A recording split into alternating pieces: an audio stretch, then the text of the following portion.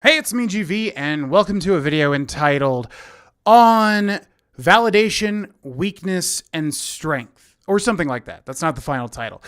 This is the next episode in the Glow Up series, which, if you don't know what that is, basically it's a series chronicling me at a period when I decided to get my life back on track in a lot of ways, and then, the journey through that adventure, because I had a lot of confidence at the time that I would be able to set a set of goals for myself and realistically achieve at least some of them, or die trying pretty much. And I'm pretty happy with where we are currently. At the time of this video being made, in fact, you're probably going to see it an hour after it was being recorded, because I'm uploading this before I head off to a Super Bowl party.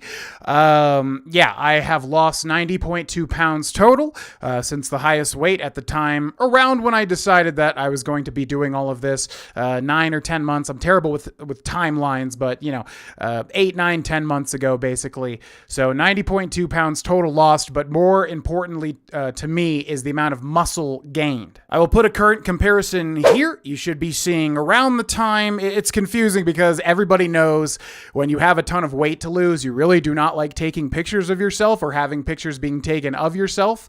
So it's kind of confusing. When we started, I do have the dates, but in terms of like the day that I was like, I'm going to go to the gym, I'm going to really put a lot of effort into this, it's a little hazy for me, but yeah, there should be a current comparison there. And yeah, I'm extremely proud of where I am currently. I mean, to be quite honest with you, it's something that I always knew that I was capable of. I have gained and lost so much weight over the years, as anybody that has ever watched me for any period of time knows. But, it's not so much what I've done currently. It's what I'm excited to get to that excites me on a day-to-day basis.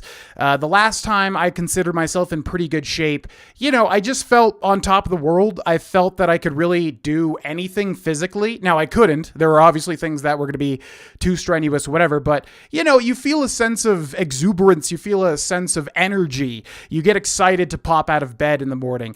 That's what I'm excited to return to. And not only that, but supersede that and be stronger than I ever have before.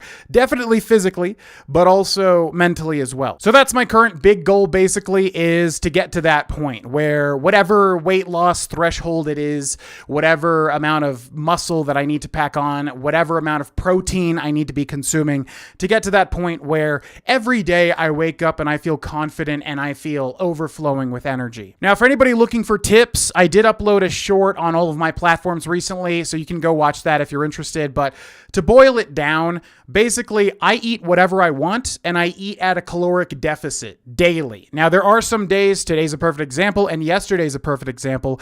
Today's Super Bowl party, gonna be higher calories. Yesterday, Dungeons and Dragons, we ordered pizza, gonna be higher calories. Now, in the past, when I was so strict with myself, I would be like, oh my God, I want a fifth slice, but I can't eat it. It's gonna ruin everything. Oh my God. Complete garbage. I allowed myself to eat as much as I wanted to, and once I was full, I stopped and I enjoyed my day. I didn't stress about what I could or could not eat, blah, blah, blah. It's so useless. Point being is that if you're consistently eating at a caloric deficit, but allowing yourself time to live life and enjoy food, you're going to be just fine. So that consistently putting down the fork when I genuinely feel full, because it's more important to me these days to feel a sense of contentment, satiation wise, if that makes sense. Like if I go out to a restaurant and I'm going to walk around downtown afterwards, eat to the point where I feel content, but don't overeat to the point where I feel sick while I'm walking around. It's just far more important to me to feel the former rather than the latter. As far as the gym, I have literally not missed a single day since starting. Some people take that to mean I've gone every single day. Heck no. I started with 3 days a week and then I moved to 4 days a week, and I have not missed a single, one of those 3 days or one of those 4 days after switching since beginning. Now, that's not needed. I'm a hardcore perfectionist. It's still hard to shake that off sometimes, but it fills me with a lot of happiness to go to the gym. So I do it consistently. And yeah, exercise, I would agree, is about 20% of it, with diet being 80%. So you by no means have to go work out as much as I do, or as much as somebody that works out 6 days a week.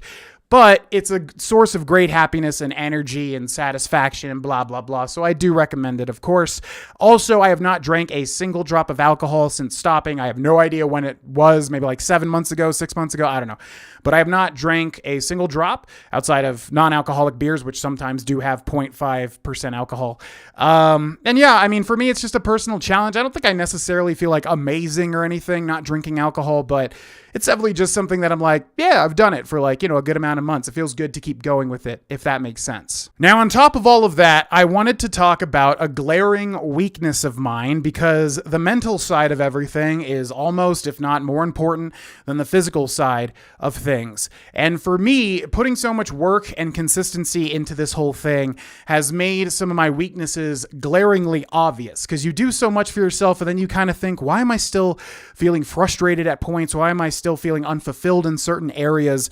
And you start to do some introspection and you arrive at certain conclusions. And for me, my biggest glaring weakness, in my opinion, is the constant need for validation. It disgusts me. It's something that I don't think that I had until I hit high school.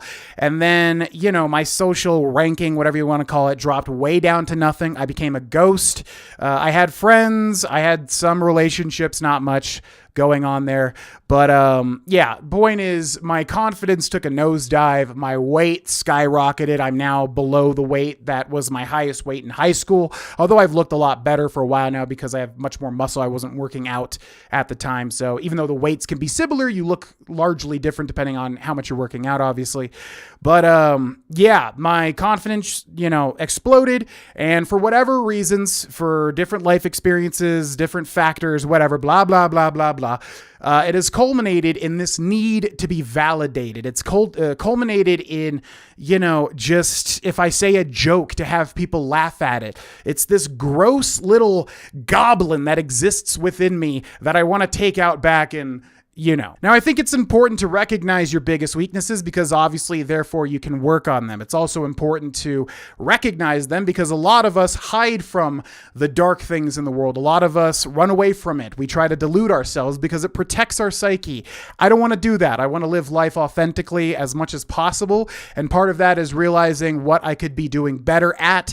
And in this case, that nasty need for validation. It's a thing of like looking at myself in the mirror at the gym, feeling like I've put in the requisite effort, if not going past that, and putting in even more effort and feeling proud of that, and then going live and having a bad stream or something, which we haven't had in a while. Actually, the streams and the content I feel like have hit their stride, but in the past, and then being frustrated with finishing a stream and feeling like I didn't do enough, this, that, the other thing. It's that feeling of like, why does that get to me so much? And I have realized what it is and what I need to be working on the most as far as mental focus goes. And so how am I going to do it? Well, I'll tell you what, going to the gym and losing 90 pounds helps a hell of a lot because you feel a lot more confident.